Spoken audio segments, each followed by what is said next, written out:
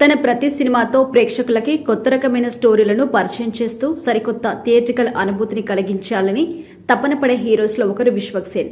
Youth ఆడియన్స్లో ఈయనకంటూ ఇప్పుడు ఒక ప్రత్యేకమైన గుర్తింపు వచ్చింది. అయితే దాస్ కా దమ్కి తర్వాత విశ్వక్ నటించిన సినిమాలు ఆశించిన స్థాయిలో ఆడలేదు.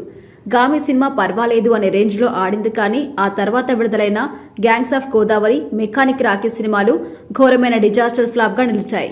ఇప్పుడు ఆయన లైలా సినిమాతో ఈ నెల 14న వ్యాలంటైన్స్ డే సందర్భంగా ప్రేక్షకుల ముందుకు రాబోతున్నారు.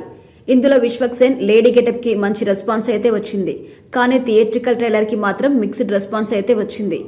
ఇక అడల్ట్ రేటెడ్ జోక్స్ కి యూత్ ఆడియన్స్ ఎంజాయ్ చేస్తున్నారు, కానీ ఫ్యామిలీ ఆడియన్స్ పొరపాటున ఈ సినిమా ట్రైలర్ ని చూస్తే అడ్డమైన బూతులు తిట్టొచ్చు.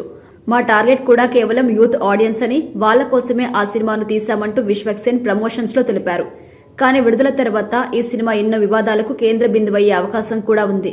ఇదంతా పక్కన పెడితే ఈ సినిమాకి సంబంధించిన ప్రివ్యూ షోను ఇటీవల పలువురు సినీ ప్రముఖులు మీడియా మిత్రులకు ప్రత్యేకంగా స్క్రీనింగ్ చేశారట. వాళ్ళ నుండి ఈ సినిమాకి మంచి రెస్పాన్స్ వచ్చినట్టుగా తెలుస్తోంది.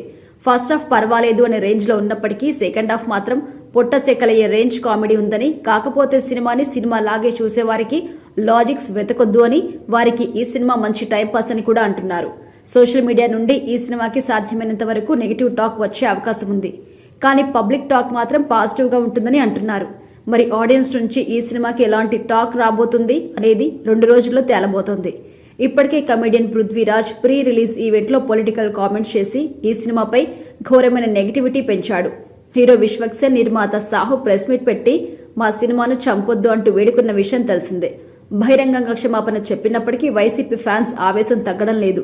మీ క్షమాపణ మాకు అవసరం లేదు, పృథ్వీ క్షమాపణ చెప్పాలంటూ డిమాండ్ చేస్తున్నారు. కానీ పృథ్వీ మాత్రం అసలు పట్టించుకోవడం లేదు. చివరికి ఏమవుద్దో చూడాలి మరి.